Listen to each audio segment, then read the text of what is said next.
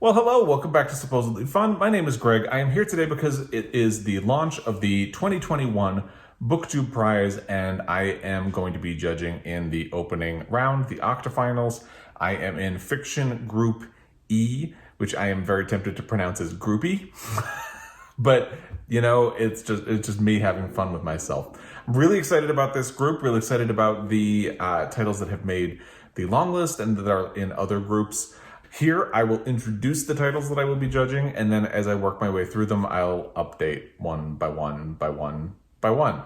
So, quick introduction to the titles that are in Group E.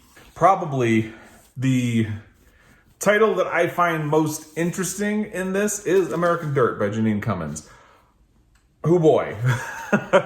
This is going to be interesting because this is a very controversial book. Advance buzz for this book was pretty insane. And then when it was released, a lot of controversy came up. Basically, a lot of that comes down to the way the book was marketed, the way Jeanine Cummins presented herself as a sort of expert on the subject, and the way the publisher valued her approach to this story over like an own voices perspective. And a lot of things went wrong. We don't have to rehash all of them here. The premise of the book, let's cover that first, is that a woman living in Mexico has a happy life, but her husband kind of runs afoul of a drug cartel and is murdered, and she has to flee with her son toward the border. It's almost like a thriller from what I've heard, but it was marketed as like a literary contender. So it's about her trying to get her son up to the border, avoid the dangers, get into the United States, away from the cartels. It's going to be interesting because I've talked about the controversy a fair amount, but I haven't read the book. So it will be interesting to be able to talk about the controversy and the quality of the book. Not really holding out high hopes, but like I said, it'll be interesting to have a well-rounded conversation about this, where I'm not just talking about the controversy and could talk about my experience of having read it. Although as a white man, I'm probably not super qualified to have a discussion about own voices representation in literature and why publishers should be better about that. The first one I'm going to try to get to is Mirror in the Light by Hilary Mantel. The reason I want to get to this one first is that it is a brick. It's a big old book. And if you're not familiar with this book, I don't know where you've been, but essentially Hilary Mantel closed her trilogy of books about Thomas Cromwell with this. This is the book about his downfall. Again, that's not a spoiler, it's history. So in the first book, he sort of rises to power and influence with Henry VIII. The second book, Bring Up the Bodies, he has maneuvered his way into securing marriage for Anne Boleyn, and then the Bring Up the Bodies ends with the execution of Anne Boleyn. And then this picks up from there and ultimately is about the downfall of Thomas Cromwell. And I did enjoy both of the first books. Wolf Hall is an intense book. It requires a lot of concentration. I've heard that this kind of returns to that.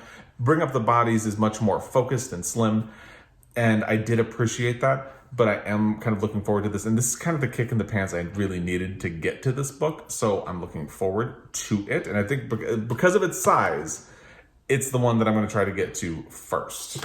Another one I own and have been wanting to get to for a while is Real Life by Brandon Taylor. This was shortlisted for the Booker Prize, and a lot of people have named it among their favorite reads of 2020.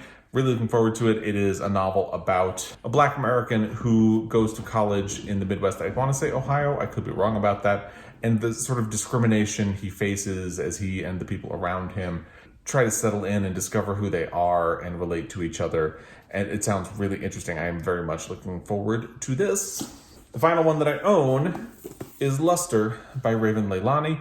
This is a novel about Edie, who is a young Black female who's entering the professional world. It deals with sex politics and racial politics, and I saw it described as a sort of contemporary sexual manners book, and that has a lot of people a little bit scandalized. A lot of people have said that this is a really great book. I can't wait to read it and find out for myself. I have library holds on the other two books. I'm hoping they will be available soon. It doesn't look like there are a whole lot of other holds.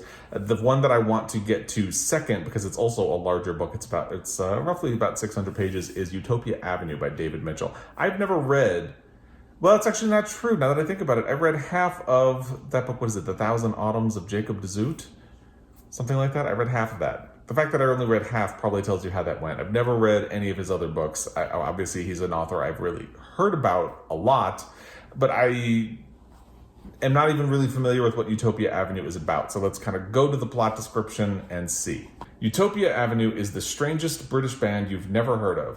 Emerging from London's psychedelic scene in 1967 and fronted by folk singer Elf Holloway, guitar demigod Jasper DeZoot. Oh, is there a connection there?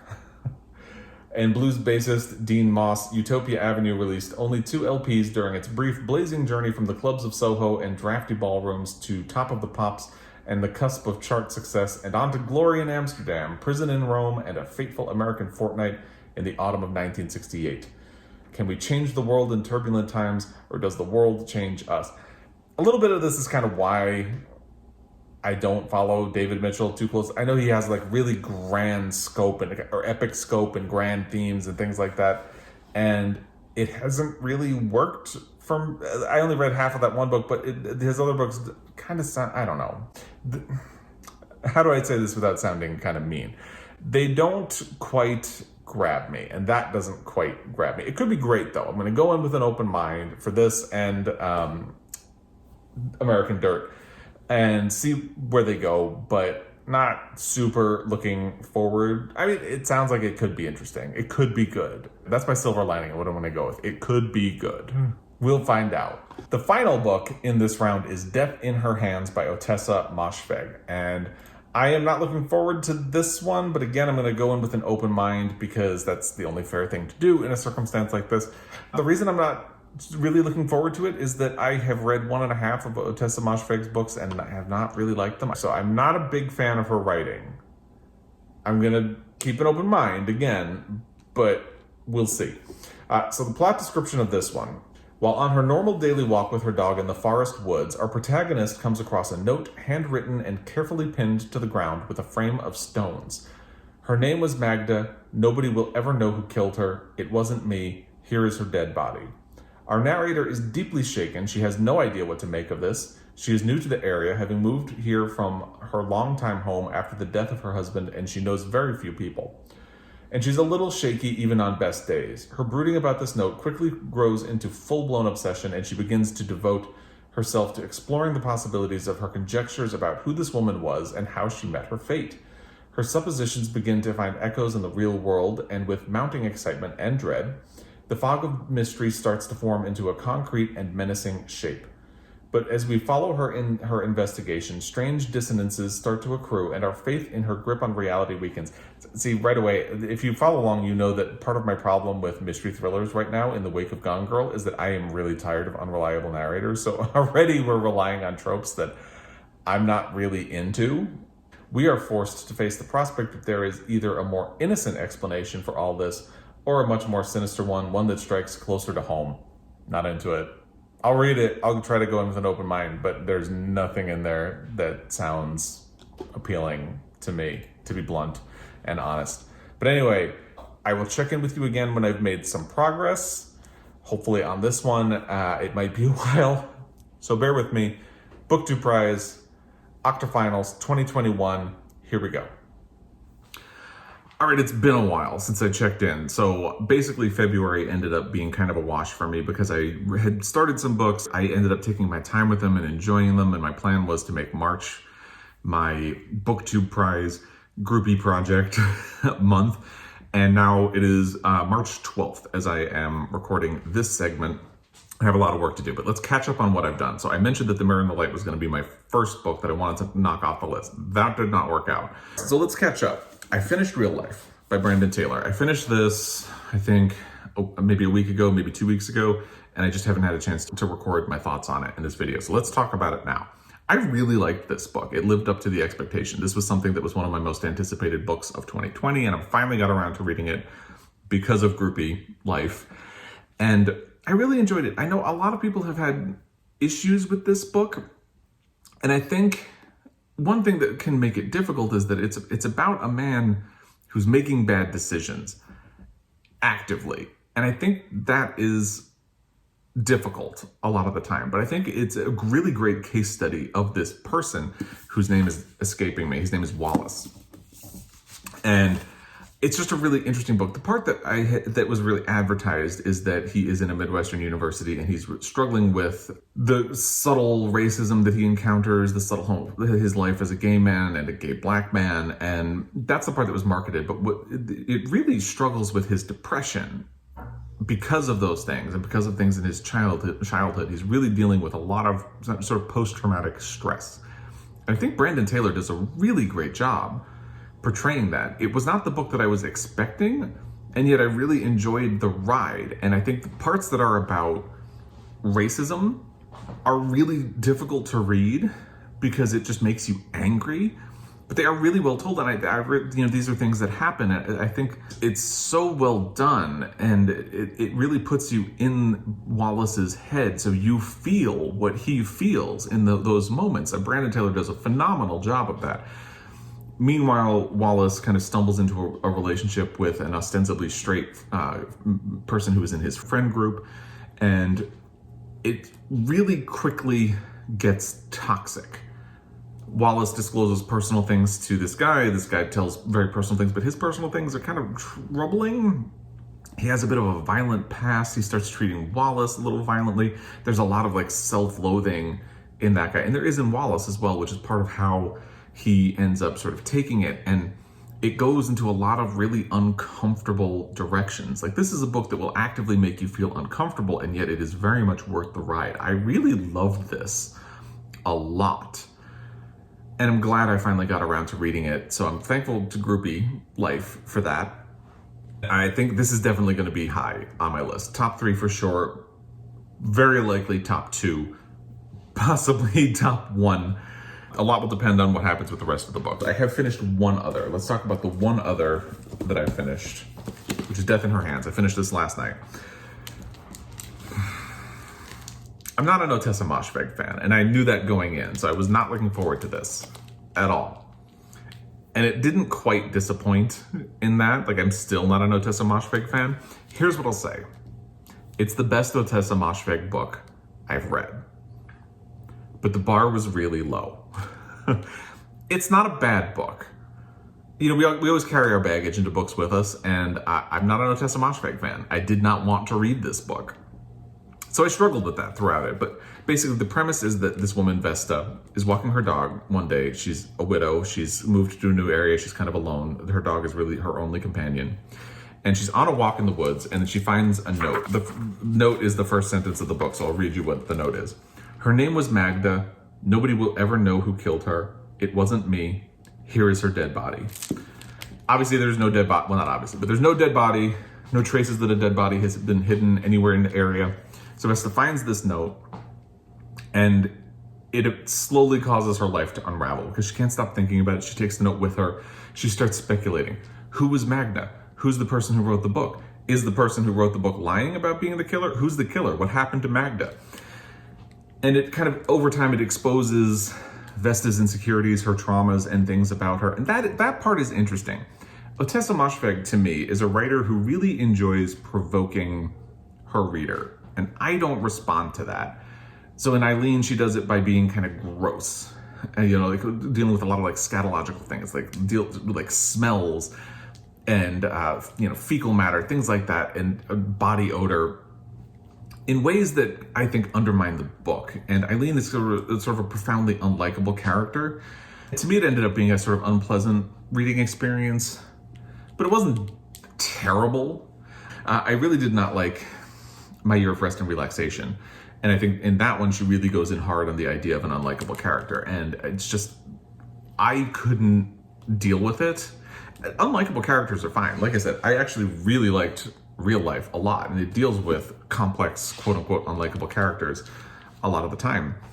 I just feel like she's doing it deliberately to provoke you, and I don't like that. I don't respond to that. And in this book, you see instances of that, where she is deliberately trying to provoke you. And like, she goes into town, and it feels like Vesta's loneliness and insecurity about being around people again, or in the world of people. The very first person she meets in the book is someone who is disfigured, and the disfigurement is used, it feels, to project discomfort and tension. And I remember thinking, You could have done that another way. The person didn't have to be disfigured for you to try to make the reader uncomfortable. And then the next person you meet is somebody in a grocery store who is kind of fat shamed. Like, she's described as waddling around the store, she's buying donuts. So it's like Ottessa Moshfegh's instincts can't stay away. If you don't want a spoiler for this book, I'm gonna give you a couple of seconds to skip ahead, about 30 seconds, maybe a minute. But don't say I didn't warn you. I'm gonna give you another 5 seconds. 5, 4, 3, 2, 1. Okay, spoiler. So, because I know Ottessa Moshfegh kind of likes to provoke the reader, and by the way, if you disagree with me about that, I'd love to hear it. Put it in the comment section down below. I had a feeling that because this is an older woman who's a widow, doesn't have any people in her life, and the only thing she has is this dog, I thought to myself, within the first 15 to 20 pages, something's happening to this dog. And as she spirals out, she might even be the one to do it. Yeah, she kills the dog in the end. And if you know me, you know I really don't like things where dogs are put into peril or harmed. It's kind of like it felt like the disfigured man is used to create a sense of tension about her in the world. It feels like the dog is sacrificed to show how much she unravels, and I think that's gross, really gross. End spoiler. I don't know exactly how long it's been since I told people to skip ahead, so I'm gonna give people another 5 seconds to rejoin and just know that everything is safe, no more spoilers. Okay, let's go back to it. Where do I think this is gonna go in the pack of books? I'm anticipating that I'm really going to like The Mirror and the Light, and I anticipate that I had already started The Audio of Luster, which I'll get to next. I think those plus Real Life are probably going to be my top 3. Don't know which order exactly they will be in. I feel like Utopia Avenue, my prediction right now is it's probably going to be fine, like just fine. I'm not sure I'm going to like American Dirt. So I feel like that would probably put this one at the bottom, but it's not a bad book. It's very well written. Ottessa Moshfegh is a great writer. I just don't really respond to the content of her writing.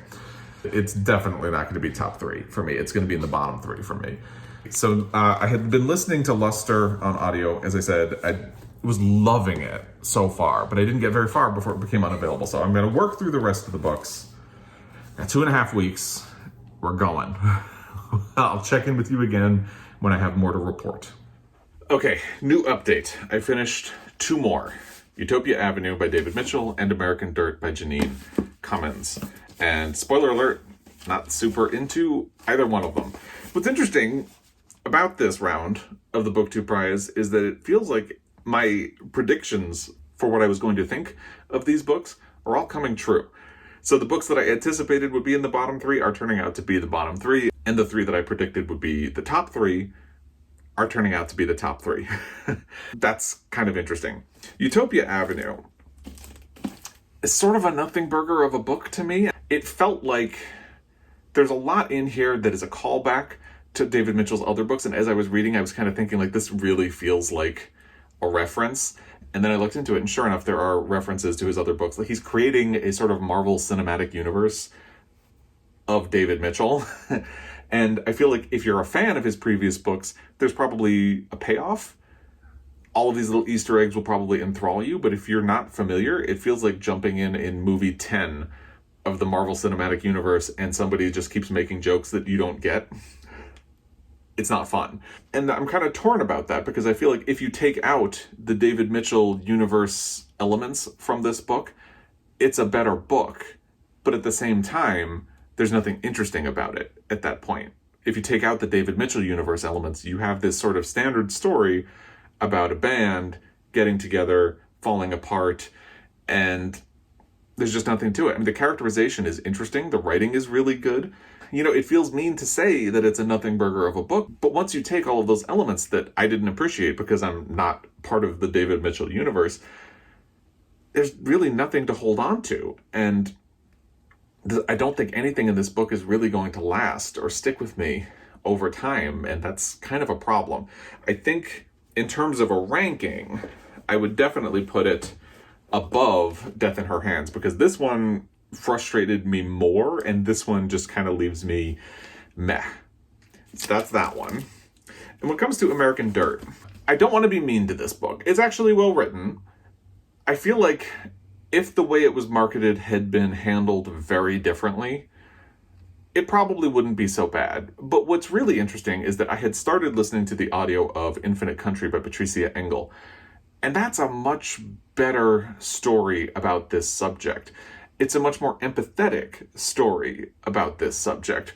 So to have started that book and then read this one feels like Infinite Country is the one people really should have been pointing toward in the first place, which is not fair because it was published a year after American Dirt. But still, this book has some really confusing, confounding elements. Like, there's practically a romance between the protagonist and the man who's leading a cartel and ultimately kills her husband, and that makes their connection personal. Well, of course, narratives love a personal connection. It's a trope that you can find in movies. It's a trope that you can find in books. If it's personal, it's more important, and there's much more of a thrilling aspect to the chase. But it just felt forced and contrived that there was this connection between her and the cartel leader who murders her husband. And I didn't respond to that. So ultimately, it's fine. It's not great. And again, there's really nothing that will make it memorable to me. And I did think it leans in really hard on a lot of the violence and things like that. And it does it in a way that feels exploitative. And again, if the marketing of this book had been handled differently, maybe I wouldn't feel like that. When this is presented as a literary book, and it has all the trappings of a thriller, it feels off. And the violence starts to feel exploitative and weird. If it had been marketed as a thriller, I would have expected those things. So it messes with your expectations in a way that does not favor the book. And maybe this book is particularly harmed because I had started Infinite Country just before diving into it. But it's not great. So these are definitely, I think, going to be my bottom 3 books. And this one is looking like it's got a lock on 6th place. Between these two, I haven't quite made up my mind which one is 5th place and which one is 4th place, because I don't know. My problem with this book is mostly that it was marketed incorrectly, and it feels like that's not fair to the book. But it also feels like it doesn't really have empathy for the characters, and it has these contrived setups. Meanwhile, Utopia Avenue is so meh that it doesn't offend me, other than the David Mitchell universe and the fact that I feel like I jumped into it without any knowledge of that. And there are all these things that went right over my head. So I don't know. I haven't quite made up my mind. I'm going to have to decide toward the end. Right now, I'm feeling like maybe 5th place and then 4th place. I don't know. At this point, I'm well into The Mirror and the Light, and I'm almost done with Luster. Not going to get into them right now. I'm going to finish them and let you know where I end up on those soon. I did it. I finished. Just barely in time. I did it. It's done. Phew. So let's talk about the last 2 books that I read for the BookTube prize. The Mirror and the Light by Hilary Mantel and Luster by Raven Leilani. Let's start with The Mirror and the Light. So I squeezed this in on audio, and I did have to speed it up, which I don't usually like to do. However, I don't think it would have made me like the book any differently if I had read it in print versus in audio. It is a fantastic audio production. The narrator actually made it a little bit easier, because when I read Wolf Hall, and even when I read Bring Up the Bodies, I was extremely reliant on the cast of characters, and I'd have to keep flipping back and forth in all the family trees to figure out who is who. In the audio, the narrator is so good that he does different voices for different characters, and that helped click, actually. So it made it easier to follow all of the different characters, which is really interesting. So things I love about it. Hilary Mantel is a really tremendous writer. She is excellent at this sort of look from above view of this world that she has created. And yet Thomas Cromwell is always the central character. But you can feel the universe radiating out around him, and all of the things that are going on and the things that he has to pay attention to, all of the gossip, all of the scheming and manipulation and things that he has to watch for and look out for and think for and account about. It's so well done. And all of the characterization is really good. The plotting is really good. Her writing and use of words is amazing. Just like in Wolf Hall and Bring Up the Bodies. So this isn't really a surprise. Here's what I would say as a con. The biggest detriment to this book is that Bring Up the Bodies exists. Because Wolf Hall is this really long, kind of rambling, dense novel that is packed full of information. And so is this. Bring Up the Bodies takes all of that dense, packed information from Wolf Hall and is a much sharper story. And because it's much sharper, it feels, to me, a little bit more devastating. And it's much more impactful.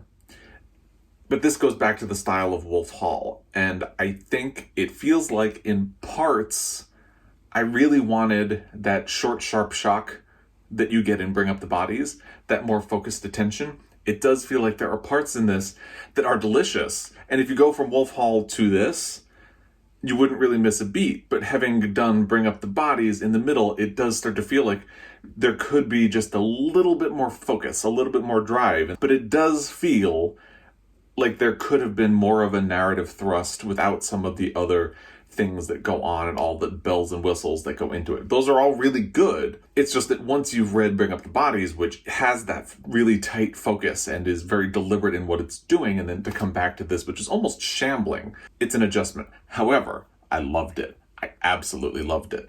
And I knew I would, but I loved it all the same. And if you know what the series is about, it's not a spoiler. You know that Thomas Cromwell is the advisor to Henry VIII, and that ultimately he falls out of favor with Henry VIII and is executed by Henry VIII. So it's particularly interesting that this novel picks up where Bring Up the Bodies ends, with the execution of Anne Boleyn. And why that's so interesting is that an execution, a beheading in particular, bookends this story. You begin with a sort of triumph for Thomas Cromwell, where he has just maneuvered the execution of Anne Boleyn, and you end with his downfall. One of the things that makes the ending so poignant, obviously this is a bit of a spoiler, is that Hilary Mantel is very aware of this, and Thomas Cromwell is very aware of this.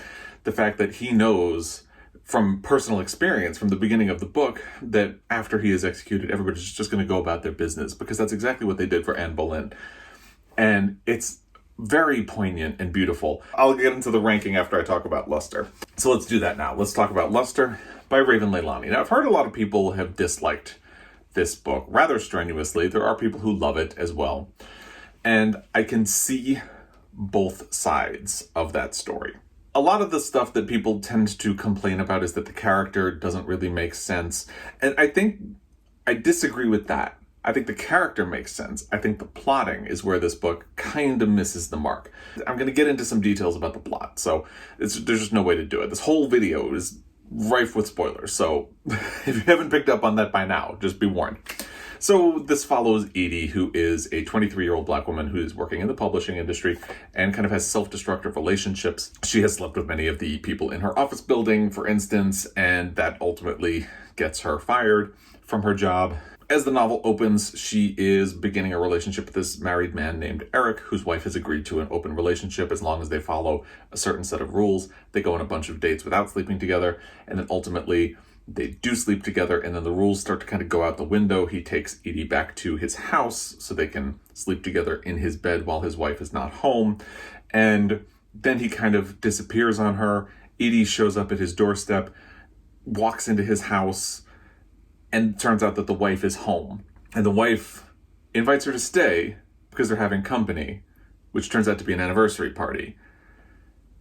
And this is where you can see the plotting, to me, starts to fall apart. And I think if this was the only coincidence in the book, or the only way in which Raven Leilani stretches the truth, it would be totally fine, because you have this wife who's straining to be okay with the situation with her husband and this woman that he is seeing on the side.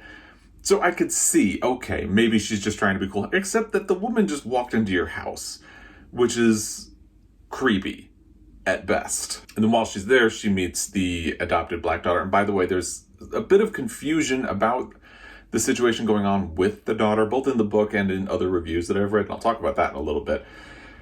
So they're a white couple who has a black daughter. And of course, Edie, as a black woman, can relate to the daughter. She sees how she doesn't seem to fit in this world. And I don't really want to go too far into it. However, she gets laid off. Her roommate moves out.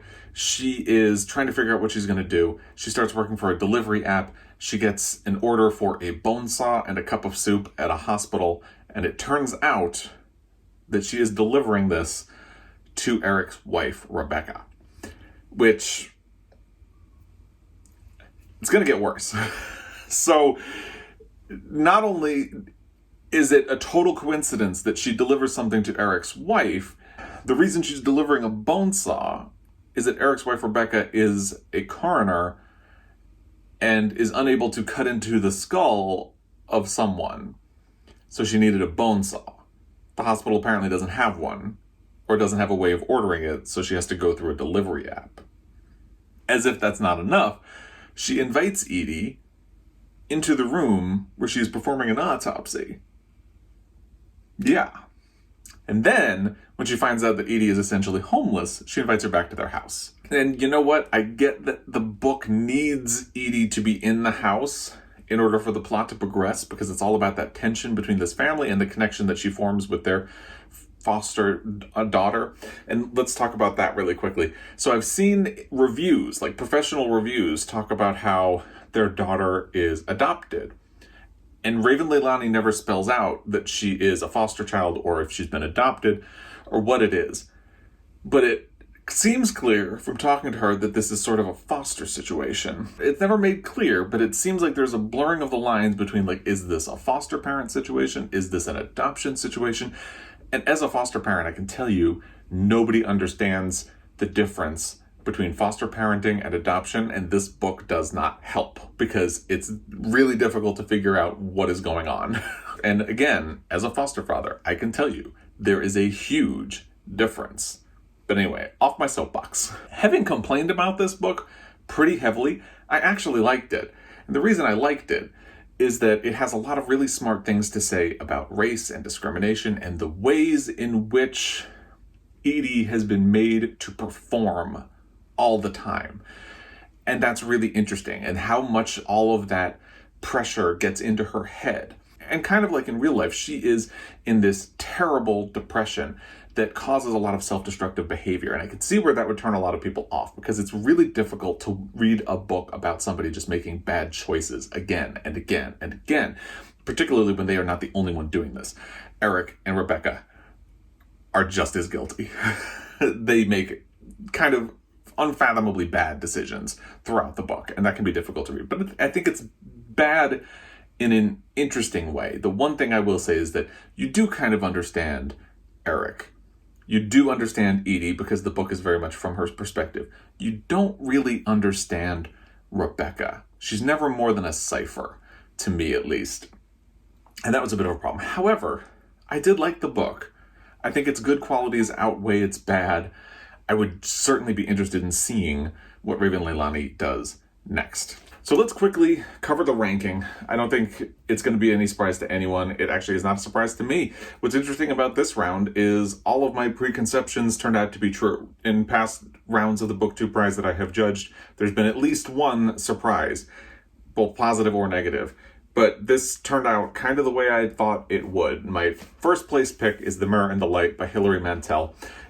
As I said, this is a really tremendous book. And even though there are parts that I think you could edit out in order to streamline the narrative, everything that's in there is sumptuous and delicious and really adds to the story.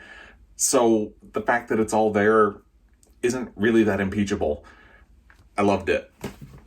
Second place is Real Life by Brandon Taylor.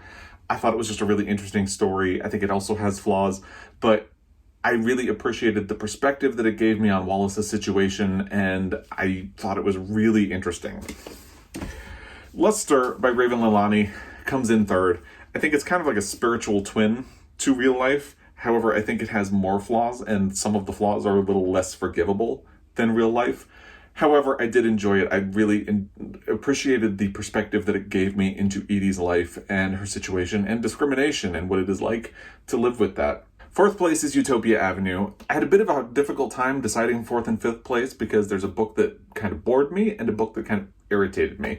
Ultimately, I decided fourth place should go to the book that kind of bored me, and that's Utopia Avenue by David Mitchell. The writing is good. The characters are interesting. I just thought this was kind of a not much book. Nothing Burger would be my classic phrase. And I think the other thing that decided it for me is that you could potentially persuade me to read another book by David Mitchell. Like, I have a copy of Cloud Atlas that I'd still potentially get to at some point. And in fifth place is the book that irritated me, which is American Dirt by Jeanine Cummins. And I think the more I get away from this book, the more it just feels like it took the worst possible outcome, the most violent possible outcome at every single turn, which makes it even more ludicrous that Don Winslow is quoted on the cover as saying, "This is a grapes of wrath for our times." No, it absolutely is not. And it's just not empathetic toward the characters. It's not a good look all around. So that is why it is in fifth place. Sixth place is Ottessa Moshfegh, Death in Her Hands, which really just confirms that I am not a fan of Ottessa Moshfegh, for better or worse. And I think the fact that the entire book is set up to be and play on your emotions and make you feel awful because somebody kills a dog, no. The parts that could be interesting are that it is about a woman kind of losing her grip on reality and falling into a bunch of false narratives, which could have been really timely. But I don't like the way Ottessa Moshfegh manipulates the reader into it. So that is the BookTube prize round. Groupie life is over.